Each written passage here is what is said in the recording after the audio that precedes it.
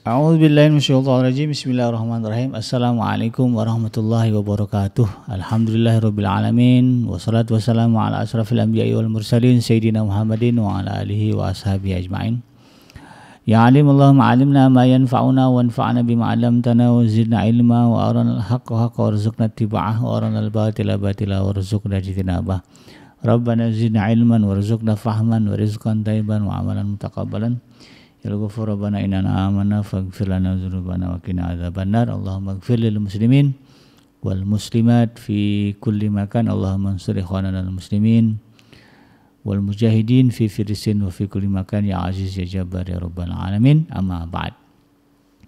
Alhamdulillah, segala puji dan syukur adalah milik Allah Tuhan semesta alam yang telah menciptakan kita, dan karena rahmat dari Allah kembali kita berjumpa di channel ya kesayangan kita, kebanggaan kita, di channel iDream TV dalam program keluarga muslim ya, di mana kita akan coba mencari tahu ya hal-hal yang kira-kira menjadi pondasi ya, menjadi tiang ya, menjadi pijakan bagi kita untuk membangun keluarga yang sakinah, mawadah dan warahmah. Tidak lupa kita baca salawat dan salam. Allahumma sholli ala sayyidina Muhammad wa ala ali sayyidina Muhammad. Assalamu alayka ayuhan nabi wa rahmatullahi wabarakatuh. Semoga Allah terima salawat dan salam yang kita baca dan dilimpah curahkan kepada para nabi dan para rasul, wabil khusus ya Rasulullah Muhammad SAW. Dan semoga kita termasuk ke dalam kelompok orang yang akan berbahagia nanti ketika berjumpa dengan Allah, dijauhkan dari siksa api neraka, dimasukkan ke dalam surga dan dipertemukan dengan Rasulullah SAW. Insyaallah, amin ya rabbal alamin. Sahabat iDream yang dirahmati Allah di manapun Anda berada, di dalam kesempatan kali ini saya akan mengangkat satu tema ya dalam program keluarga muslim kali ini, yaitu tentang sumber kegagalan dalam rumah tangga. Kalau kita melihat di dalam Al-Quran ya, indikasi atau ciri ya kesuksesan seseorang di dalam membangun rumah tangga ya, ketika di alam dunia adalah di mana dia berhasil nanti ya di akhirat membawa keluarganya berkumpul di surganya Allah. Ya. Jadi salah satu ciri ya puncak kesuksesan ya, keberhasilan seseorang di dalam membangun rumah tangga di alam dunia adalah keluarganya kumpul bersama dia di surganya Allah.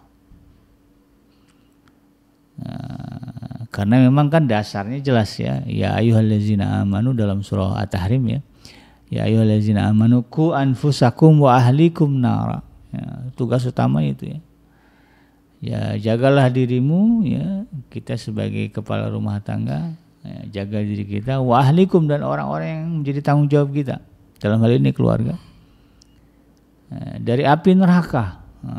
Ya. Jadi kalau dia berhasil ya menjauhkan ya, anggota keluarganya dari api neraka Allah ya, dari azab Allah, maka kita dianggap berhasil membangun rumah tangga. Nah, otomatis kalau sudah dijauhkan dari siksa api neraka ya otomatis dimasukkan ke dalam surga. Ya, dan berlindung ya guys, dan kita berlindung ya, semoga kita tidak termasuk ke dalam kelompok orang yang atau anggota keluarga yang sempat mampir ke neraka, nauzubillah ya. Walaupun nanti akhirnya masuk surga itu, tapi kan disiksa dulu ya. Siksa neraka itu enggak enak ya sahabat itu. Jangan pernah bayangkan ya, jangan pernah punya prinsip enggak apa-apa saya mau disiksa dulu ya, yang penting nanti masuk surga. Jangan pernah berpikir begitu ya. Karena sedetik pun kita tidak akan sanggup menahan siksa, pedihnya siksa api neraka. Makanya di dalam ayat itu kan jelas ya, ku anfusakum wa ahlikum nara. Jauhkan, jaga dirimu dari siksa neraka ya, dan juga keluarga kamu, karena enggak akan ada yang sanggup ya menahan pedihnya, beratnya siksa di dalam api nerakanya Allah walaupun satu detik. Nah, itu ya.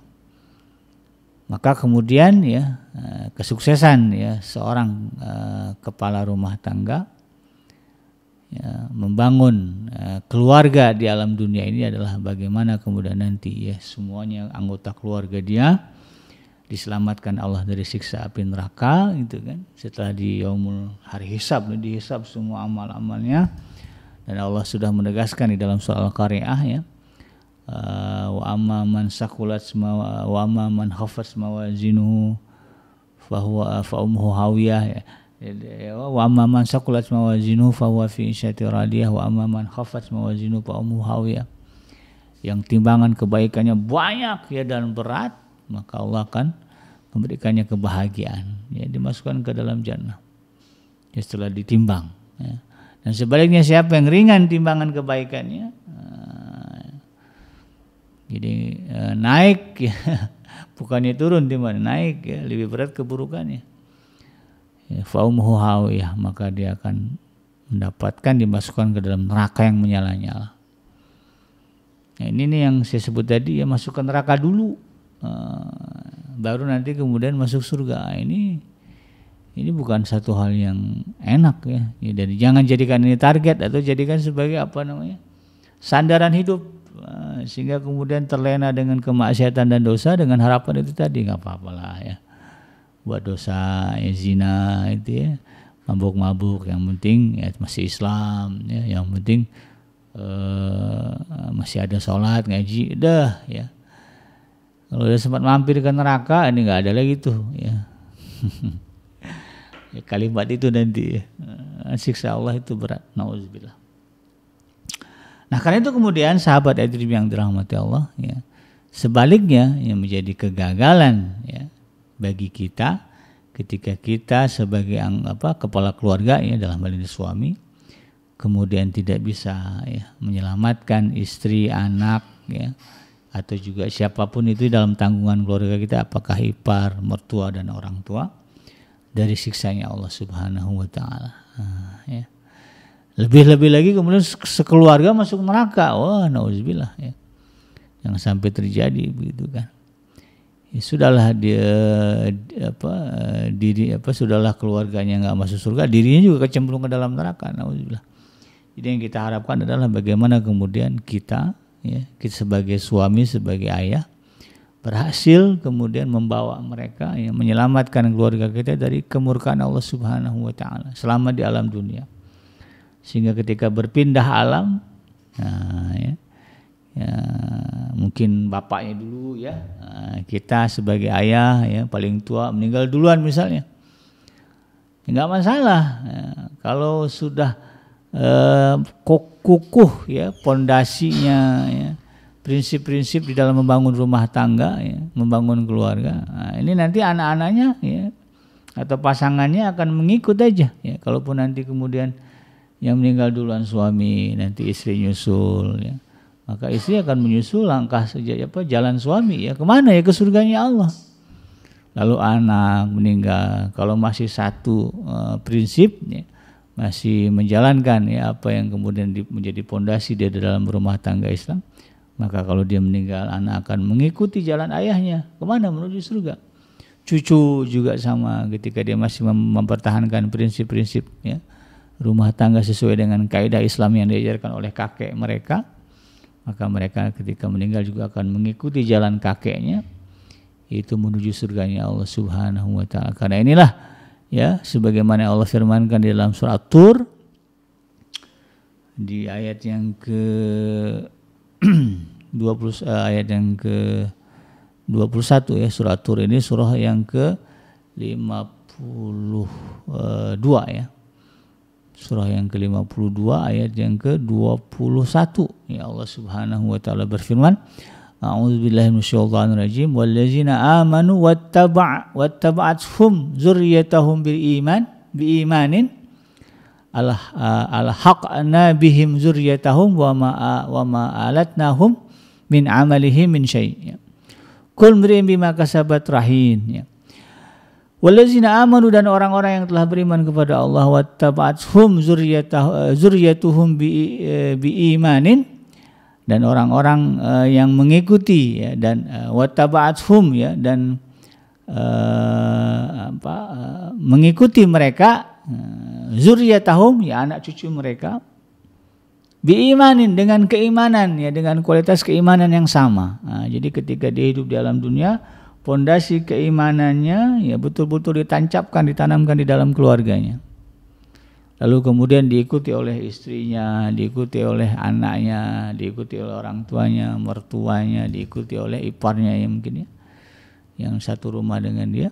Nah, mereka yang mengikuti pondasi keimanan yang kukuh di dalam keluarga ini, maka Allah tegaskan di ayat ini, wallazina amanu wattaba'athum dzurriyyatuhum ya biimanin alhaqna bihim dzurriyyatahum ya.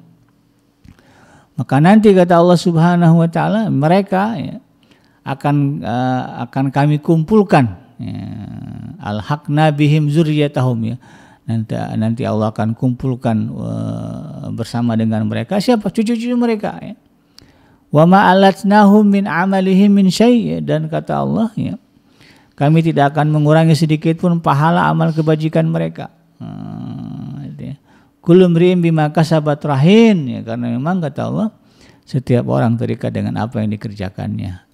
Ya, dalam hal ini ya para ulama ya, sepakat mengatakan ya maknanya bahwa orang-orang yang ketika di alam dunia yang membangun keluarga dengan pondasi keimanan yang benar ya, lalu kemudian dia pertahankan itu sampai mereka wafat ya, berpindah alam, maka mereka akan dikumpulkan Allah juga di dalam surganya Allah Subhanahu wa taala ya, walaupun mungkin ya kualitas amalannya beda-beda, tetapi nanti akan Allah kumpulkan satu surga. Dalam satu hadis dikatakan ya ayah kakek-kakek mereka ya memohon kepada Allah agar kemudian cucu-cucu mereka ya dikumpulkan satu surga ya.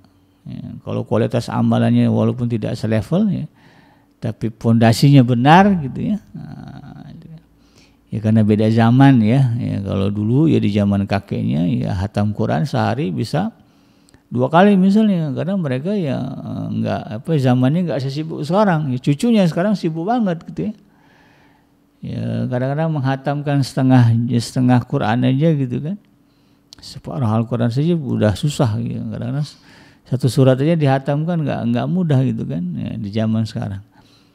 Ya, tapi kalau pondasinya sama ya, keyakinannya sama ya, bahwa Al-Quran adalah kitab suci yang harus dijaga, yang harus dibaca, yang harus diamalkan, kan sama itu pondasinya.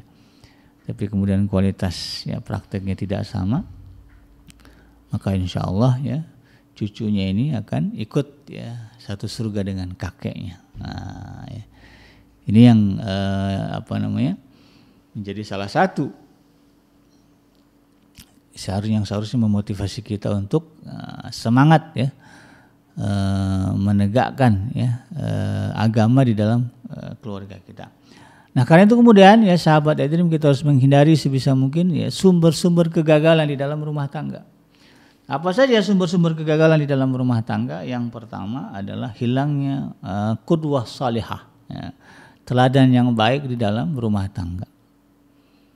Ya, sedangkan Rasulullah SAW saja ya ketika berbicara dalam konteksnya berdakwah, kan kita ini juga dakwah yang menyeru keluarga kita supaya mereka kemudian mau mengikuti kita, menjauhkan diri dari siksa api neraka gitu kan. Rasulullah saja kemudian tegaskan oleh Allah Subhanahu wa taala, laqad kana lakum fi rasulillahi uswatun hasanah. Yang dikedepankan Rasulullah di dalam dakwah adalah uswah, contoh, teladan. Maka dalam hal ini ya para kepala rumah tangga kalau dia gagal memberikan contoh yang baik di dalam rumah tangganya, maka dia akan gagal. Ya itu jadi sumber kegagalan pertama ya kepala rumah tangga di dalam membina keluarga. Ya nggak mungkin ya seorang ayah kemudian ya bisa ya berharap anak-anaknya menjauhi maksiat kalau kemudian dirinya justru ya lekat dengan kemaksiatan. Ya sering pulang malam, ya pulang-pulang mabuk. Ya gimana ya nanti anak-anak kemudian tidak akan mengikuti. Bahkan kalaupun dia nggak ikut, dia nggak akan respect juga kepada ayahnya gitu kan. Ya, walaupun ayahnya merintah yang baik, gak akan didengar juga itu. Ngapain dengerin orang bapak juga tukang mabuk misalnya. Ya, jadi ini vital sekali ya bagi seorang ayah kalau ingin ya menyelamatkan keluarga ya dari siksa api neraka, maka cegah diri dulu kan gitu. Ku anfusakum. Nggak bisa kemudian ya kamu masuk surga semuanya, selamat semuanya. Biarin bapak nih ya nyemplung ke dalam neraka, nggak ada ceritanya. Ya. Justru kalau ingin ya keluarga selamat dari siksa Allah, selamatkan diri dulu. Nah, jadi contoh teladan yang baik di dalam keluarga. Yang kedua, sebab kegagalan di dalam rumah tangga adalah kemalasan, ya, dan juga kemudian pengangguran. Nah, kenapa? Ya, karena memang biang inilah yang menjadi biang masalah ekonomi. Ya. Kadang ada orang yang tidak kuat ya menjalani rumah tangga dalam kemiskinan, ya, ditambah kemudian suami yang malas, ya, kepala rumah tangga yang tidak mau bekerja. Nah, ini juga menjadi salah satu sumber ya kegagalan dalam rumah tangga. Ya. Dan ini sekarang menjadi hal yang sudah mulai mewabah ya. Banyak kasus di mana ya para suami ya, kemudian memilih tidak bekerja. Malas gitu ya. Jadi sifat malas itu pelihara, apalagi zaman sekarang ya, zaman yang ngonten gitu. Kalau ngonten menghasilkan uang masih mending, ini kadang-kadang ngonten nggak jelas ya, atau cuma menghabiskan waktu ya di depan gadget gitu kan. Waktunya makan minta makan, istrinya bingung ya beli makan dari mana ya. Dan berapa banyak kemudian para istri yang harus bekerja karena menghadapi suami yang malas gitu kan. Di satu sisi sahabat itu kita harus paham juga bahwa sifat malas ini bukan sifat orang beriman. Ya, sifat malas ini adalah sifatnya orang munafik. Ya, orang munafik itu kalau dia mati dalam keadaan munafik, tempatnya kata Allah di dalam surah An-Nisa, lihat ya. Fi darkil asfali minan nar, ayat yang ke-142 masalah. Ya, orang-orang munafik itu kalau dia mati ya membawakan munafikannya kepada Allah, maka tempatnya adalah fi darkil asfali minan nar, di keraknya neraka. Dan salah satu ciri orang munafik itu adalah sifat malas. Makanya ada doa ya agar kita kemudian dijauhkan dari sifat malas ya. Ya Allahumma inni a'udzubika minal hammi wal hazan wa a'udzubika minal jubni wal buhli wa a'udzubika min ghalabati dani wa qahri rijal. Ya, doanya itu ya.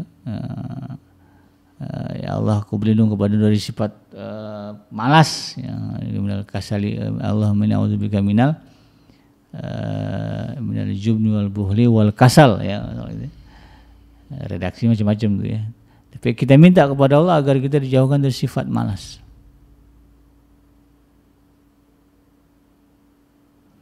Kita minta jauhkan sifat malas. Karena sifat malas ini bukan sifat orang beriman, tapi sifat orang munafik.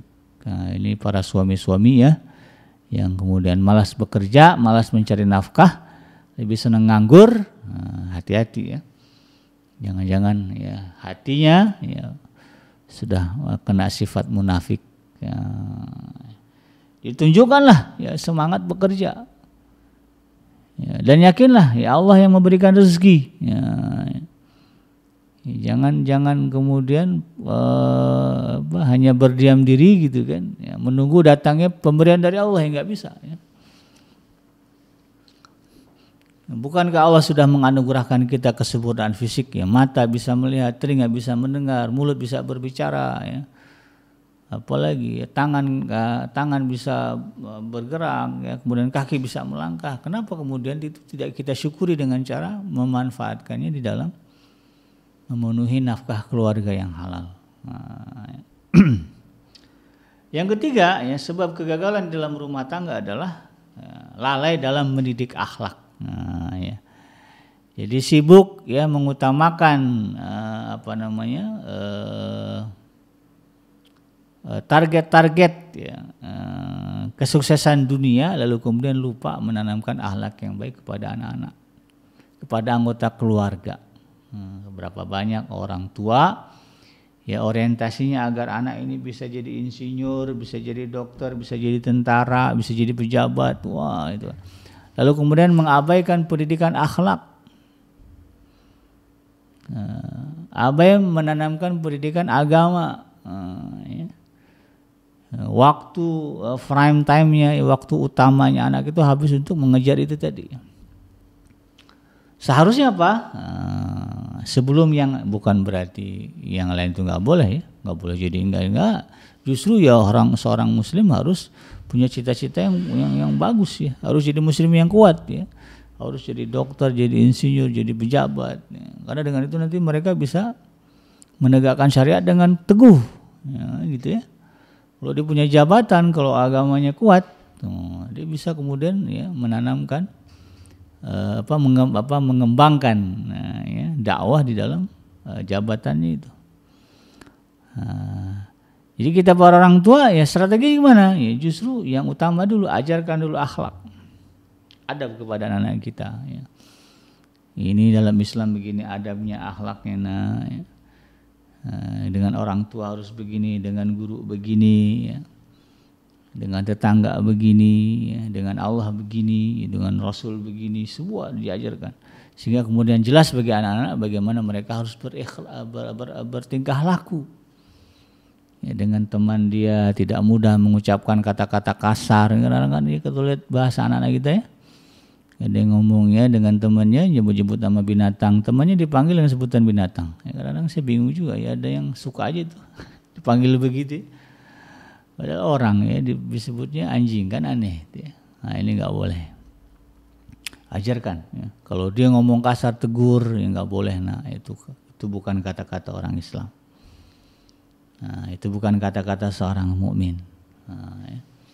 Diajarkan kepada anak sehingga ketika mereka dewasa ya mereka akan menjadi orang yang dicintai oleh masyarakatnya, nah, ya. Dan bukan menjadi public enemy ya, menjadi musuh masyarakat, tidak ya.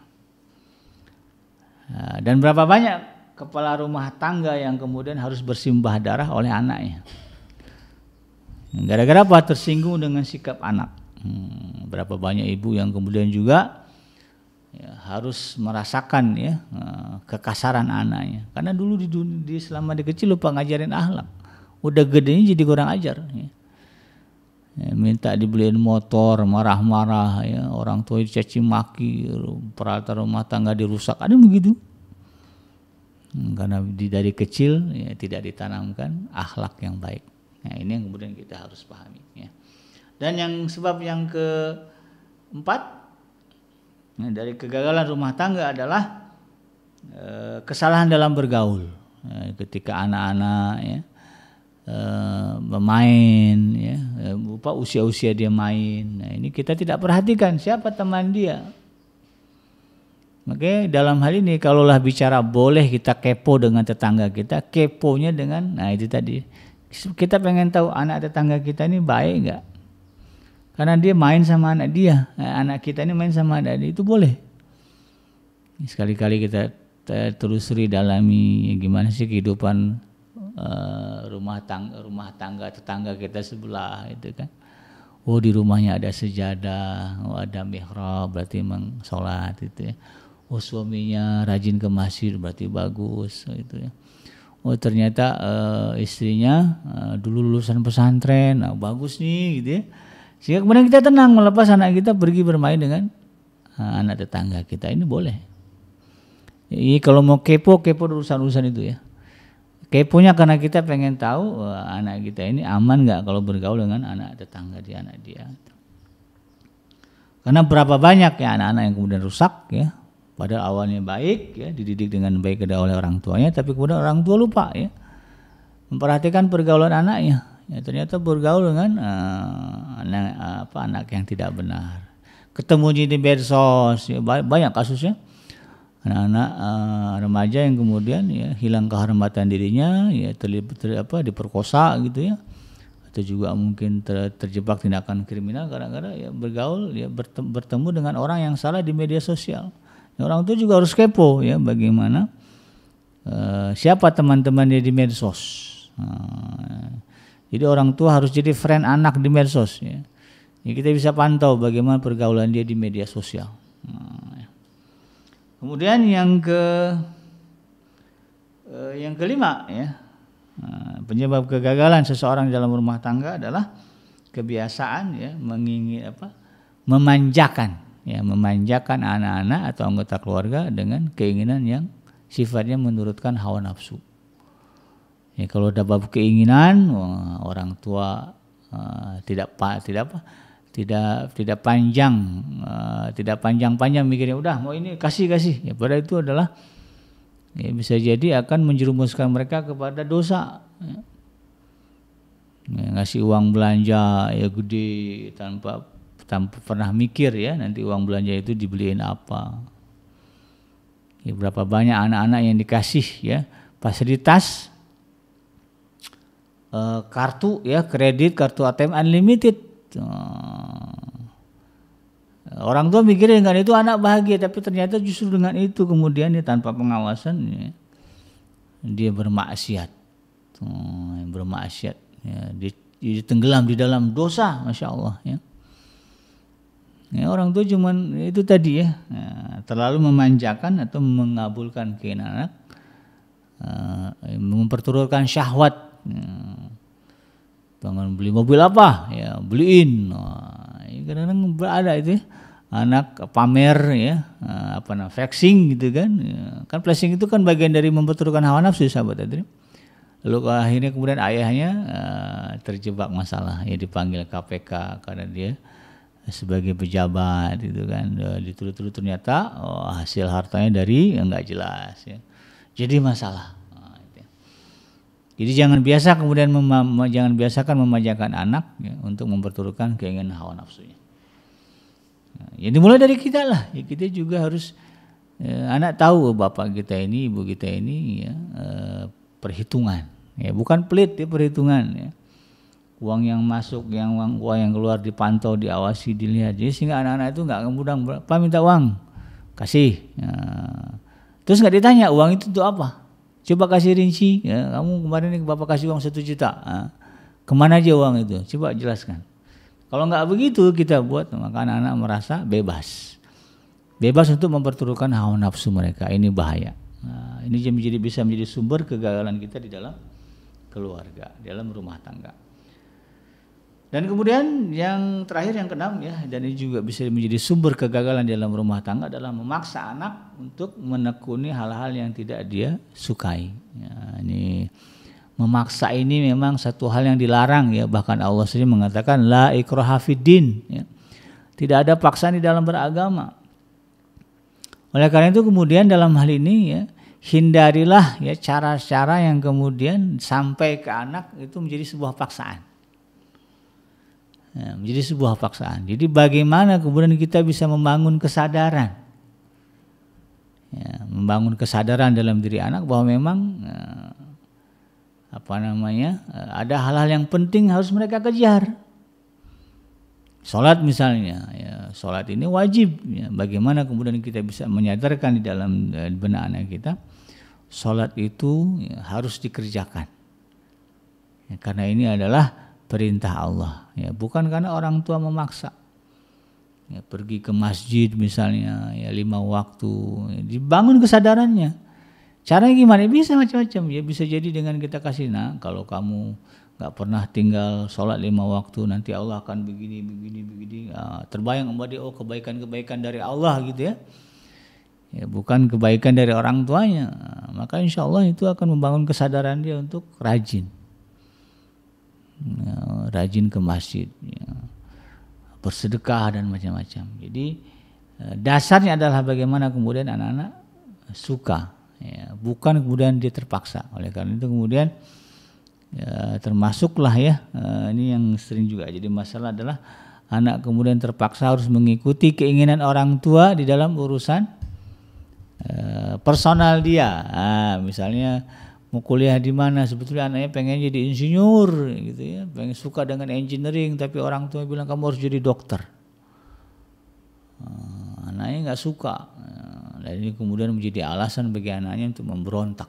Ya. Berapa banyak anak-anak yang kemudian yang menghabiskan ya, uang orang tuanya untuk hal-hal yang tidak dia sukai, ya, gitu kan. Ya, padahal kalau uang itu sedekahkan ya kepada orang lain yang membutuhkan lebih bermanfaat lagi daripada kemudian dihabiskan untuk sesuatu yang justru tidak akan meninggalkan jejak ya kebaikan kepada anak kita. Itulah ya 6 hal sahabat iDream yang kita harus waspadai sebagai sumber kegagalan dalam rumah tangga yang harus kita siasati ya, kita hindari dan cari solusinya ya. Kalau kita terjebak misalnya tadi ya dalam situasi ya, di mana misalnya ya anak-anak kita ya bergaul ya dengan tetangga kita yang tidak baik ya, atau dengan teman-temannya gimana gitu kan. Nah ini kemudian kita harus luruskan, kita perbaiki. Mudah-mudahan ya kita semua diberikan kekuatan oleh Allah di dalam membangun rumah tangga kita dari dunia sampai di akhirat, sehingga keluarga kita di dunia ini akan menjadi keluarga kita di akhirat nanti, di surganya Allah Subhanahu wa taala. Yang benar datang dari Allah dan yang salah semata-mata lahir dari kealfaan dan kehilapan saya pribadi. Saya bikin undur. Subhanaka Allahumma rabbana wa bihamdika asyhadu an la ilaha illa anta astaghfiruka wa atubu ilaik. Alhamdulillahirabbil alamin. Wassalamualaikum warahmatullahi wabarakatuh.